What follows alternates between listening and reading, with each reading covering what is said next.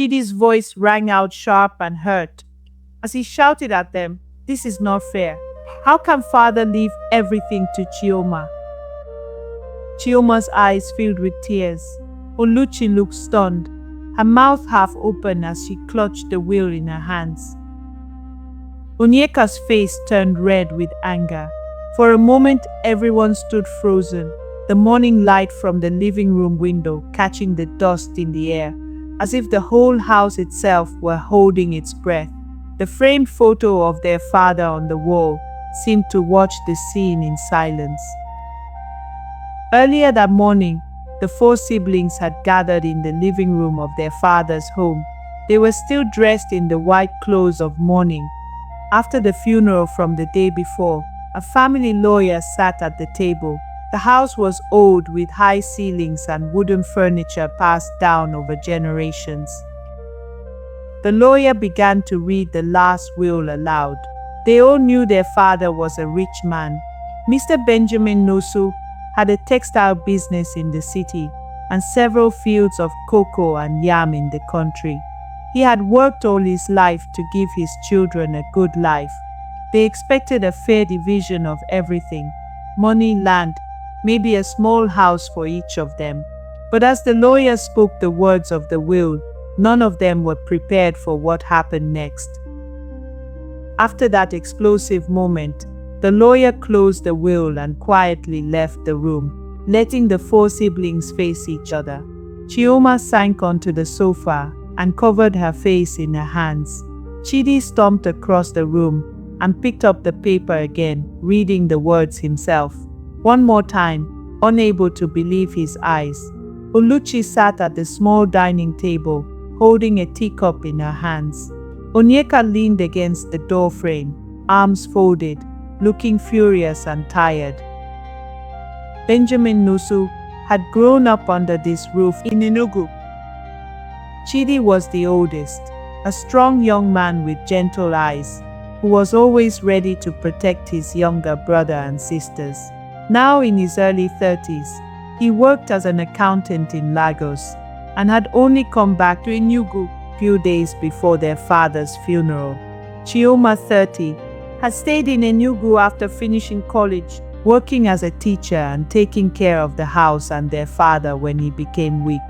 She was kind but quiet, and she loved her father very much. Oluchi, 24, was the baby of the family, and still finishing her final year at the University of Nigeria. She was shy and sweet, always the first to cry at sad stories. Onyeka, 28, was the rebel of the family. He had never liked living in the city, so he had married a woman from his village and was raising a toddler son of his own. He owned a small repair workshop in Abuja now. They all had good lives so far. Chidi had a small apartment in Lagos and planned on saving money to move his family back to Enugu someday. Chioma had a modest room by the school, where she taught and loved being with her students. Oluchi stayed in her mother's old flat near the university campus, where her cousin lived with her. Onyeka lived with his wife and son in Abuja, working hard to run his workshop. But now something had changed. The will written just a month ago said that their father's house and all his land and belongings in Enugu would go to only one child. For a moment the shock faded into silence. In that quiet, each sibling remembered their father in the house they grew up in. Chioma pictured him in the kitchen, telling her stories while she swept the floor, his deep laugh that shook the room. Chidi remembered how father had once brought home a painting for the living room, saying, "We will always be together. This home is ours." Oluchi remembered afternoons under the mango tree in the backyard, father teaching them how to name the birds. Even Onyeka remembered the day their father had given him a set of old woodworking tools, saying, "Build your life, my son." He had taken that gift with pride. But as they sat in the living room that day, those warm memories turned cold. The dream their father had painted for them was slipping away on a piece of paper. The words in the will felt like a sharp wind blowing through those warm memories. Chidi threw the paper down on the table.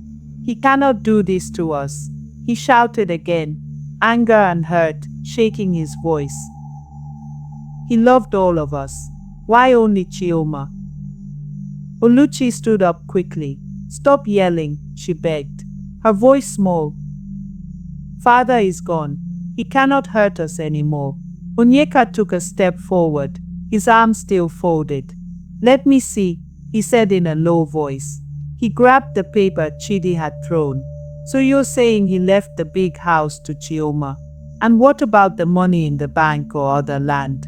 He raised his eyebrows. "Is this even legal?" Oluchi shook her head. "He left everything to Chioma.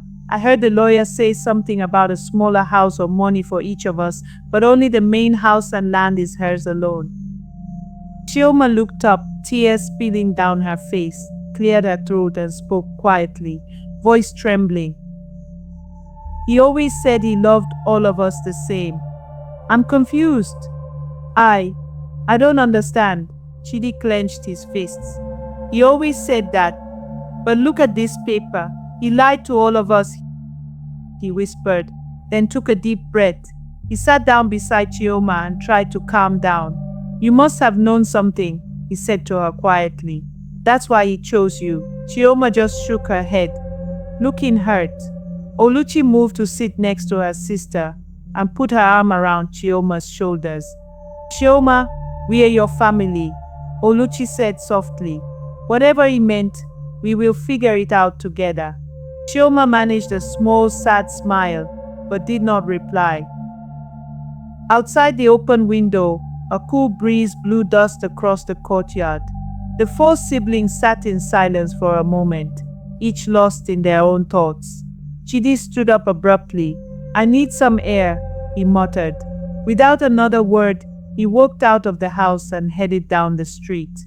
Oluchi took Chioma's hand. "Come, let's go outside too," she said gently. Chioma wiped her tears and nodded, and the two sisters stepped out onto the dusty front porch. The bright sun of midday was high over Enugu, and the air smelled of roasted yam from a street vendor nearby. Oluchi lifted a hand to shield her eyes from the light. "I can't believe Father did this," Oluchi said softly. She glanced at Chioma. "I keep thinking he must have had a reason. Did he really love one of us more?" Chioma shook her head slowly. "I don't know," she whispered. "He always told me he was proud of all of you, that he was proud of me. I just never expected this." At that moment, Onyeka returned to the house from the front gate. He had gone to call his wife and son, and then come back. "Oluchi, Chioma, are you okay?" he asked quietly. Oluchi looked up at him. "I think so," Onyeka sighed. "I'm not okay. My head is spinning." "That will..." He shook his head and ran a hand through his hair. "We should do something." "Like what?" Oluchi asked, looking at her brother. Onyeka took a step closer.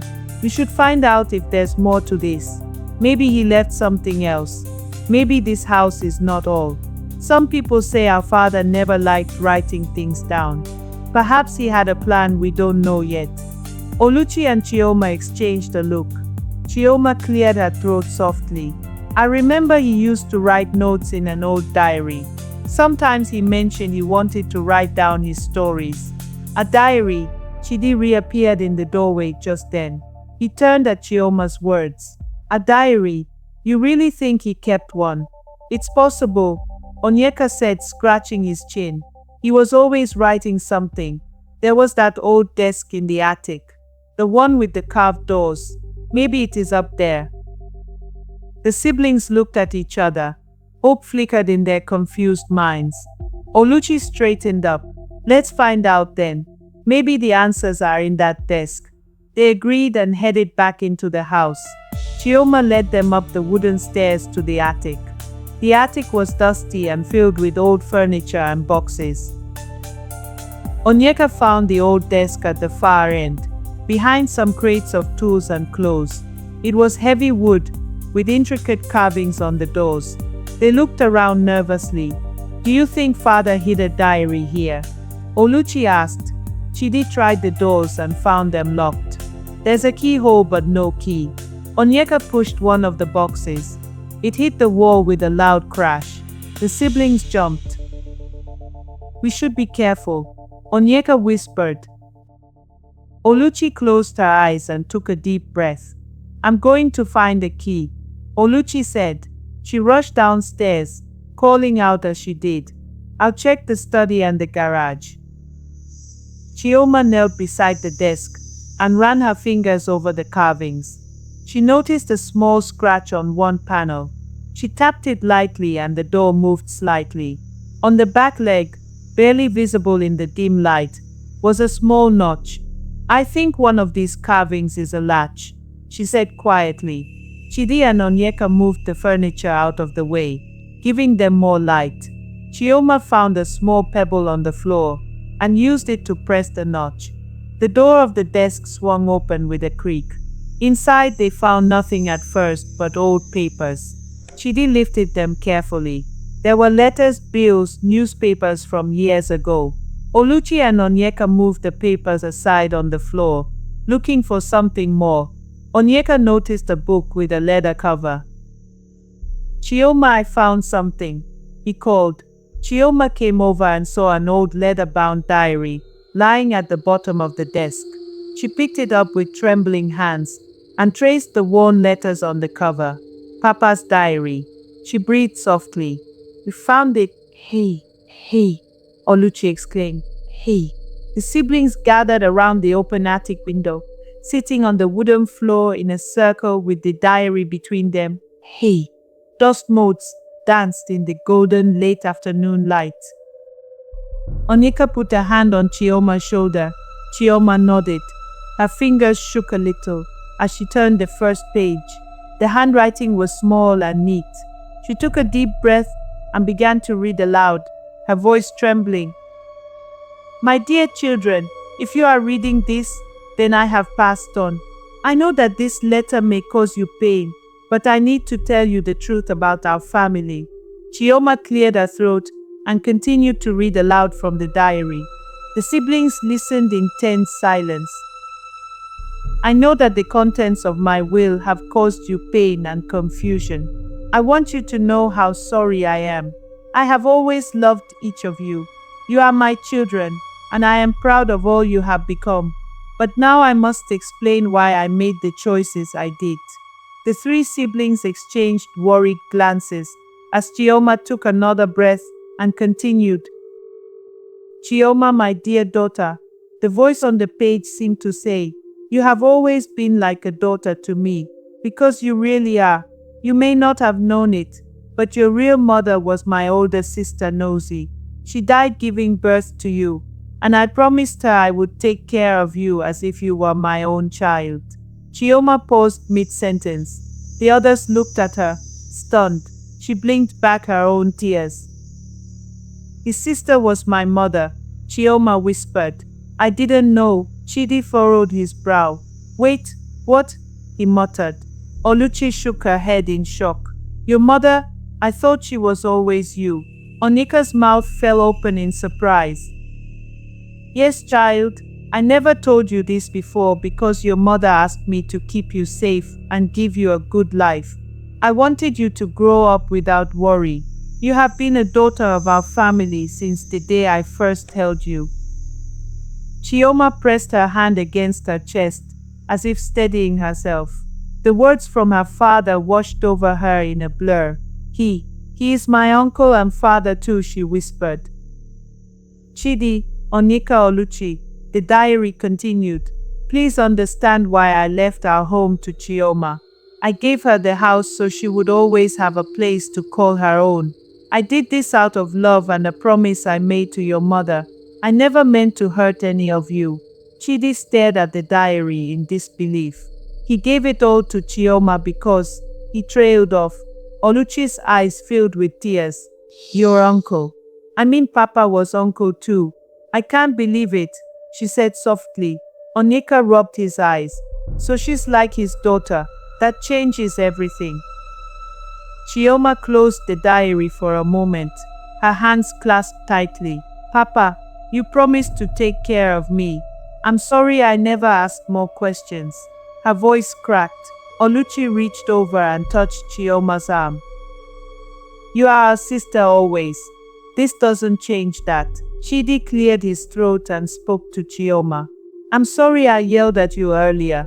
Chioma, I was angry and confused, he said, taking her hand. Now I see why father did this. Chioma gave him a small smile. We all got angry, Chidi. Let's forgive each other. Papa wouldn't want us to be divided. They exchanged small nods.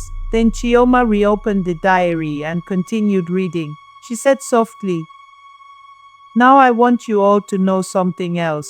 I have left something for each of you. Check your rooms. There is an envelope for each of you with money inside. I know it will not replace the hurt, but I want you to have security too. Chidi, I put enough for you to help your family. Onyeka, there's some money to help with your son. Oluchi, I made sure you can finish school without worry. The siblings shared bewildered looks. Chioma spoke again, reading the words. I have always been proud of how far you have all come. You deserve what I can give you. And please keep this house for our family. It can be a place where we all meet, laugh and remember our parents. Onyeka closed the diary gently. He left money for us. Chioma, can you open these? Chioma nodded and slid her hand into her dress pocket. One by one, she took out small envelopes and handed them to her siblings. Each envelope had their name on it, in their father's neat handwriting. Look, she said, Chidi. Oluchi's mouth hung open as she saw the envelope had 2 million naira inside. Oluchi saw 1 million inside her envelope. Onyeka, he's had 1.5 million. Chioma's own envelope was empty. The house itself was her inheritance. Chidi picked up his envelope and stared at it. He looked from the money to Chioma and then at Oluchi and Onyeka. Our father planned this from the start, he said quietly. He knew how much each of us needed. Oluchi wiped her eyes. I am sorry I was angry at you, Chioma. This changes everything. We should have talked sooner. He wanted us together. Chioma gently closed the diary and hugged her sisters and brother tightly. Father wanted our family to stay together, she said. Let's do that. The last light of the day filtered through the attic window as they finished reading. The weight of their father's words settled in their hearts. Chidi held the envelope tightly in his hand. Oluchi gently placed a small stack of bills into her bag. Onyeka clasped his envelope and looked at Chioma. The diary lay open on Chioma's lap as the four of them sat in a circle on the attic floor. Papa loved us so much, Chioma whispered, finally breaking the silence. The others nodded. Oluchi spoke softly. He did. He tried to fix our problems, even now. Maybe he wanted us to understand each other, not fight. Chidi cleared his throat. I'm sorry I yelled at you earlier, Chioma. I was angry and confused, he said, taking her hand. Now I see why father did this. Chioma gave him a small smile. We all got angry, Chidi. Let's forgive each other. Papa wouldn't want us to be divided. They rose together, gathering the envelopes and the diary. Onyeka carefully carried the old book downstairs with him. On the way, they met in the living room once more. Chidi picked up his father's framed photograph from the shelf. He dusted it gently, then looked at the others. Chioma, this is your home, Chidi said softly, handing her the photo. But it's also ours. We should keep it safe together, like he wanted. Chioma placed the photo on the mantle, nodding. Yes, this will be our family house, she said. One day, maybe, Chidi, you can bring your kids to visit. And Onyeka, you should tell your little boy about his grandpa. Oluchi, you should study hard and then come back here whenever you want. Each sibling found strength in each other's eyes. Oluchi leaned against Chioma's shoulder, Onyeka hugged Chioma around the shoulders, and Chidi laid a hand on Oluchi's shoulder. Together they formed a small circle, their father's love holding them close even in his absence. Night settled over the house. In the faint glow of the lamp, the four siblings sat down to share a simple meal of gari and fresh fish. They laughed softly as Chioma recalled a silly story their father once told. For a while they were just brother and sisters. Together, we were set by money. Onyeka said quietly, but in the end it was father's love that mattered. Oluchi nodded, tears still in her eyes. He taught us even after he was gone, family is more than houses and land. As the night grew late, they each returned to their rooms in the house. Oluchi climbed the stairs with a gentle smile on her face. "Good night, big sister," she said to Chioma. "Good night, Oluchi," Chioma replied. "We will be all right." Chidi was the last to leave the living room. Before going out the door, he paused and looked back at the house for a moment. He thought of their father and the years they had grown up here. Finally, he whispered into the night, "Thank you, Papa," and stepped into the cool air outside. In the darkness, Chioma turned off the living room light. The house stood silent, but not empty. On the wall where their father's portrait hung, the room felt warm with memory and promise. Inside one of the attic rooms, Chioma carefully closed the diary. The pages had been filled with her father's handwriting, a final gift to guide them. She placed the leather book on the shelf next to her bed. Tomorrow she would begin the task of living in the house that meant so much to her.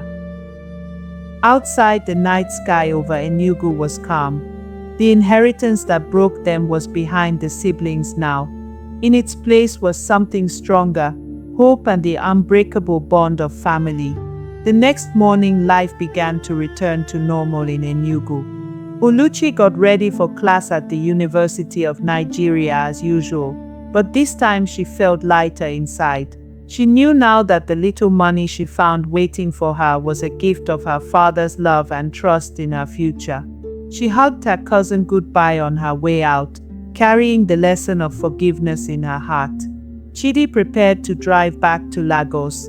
His apartment there awaited him, but he felt a tug in his chest leaving this house. He straightened up the family photo on his shelf before going, ensuring it would stay safe here.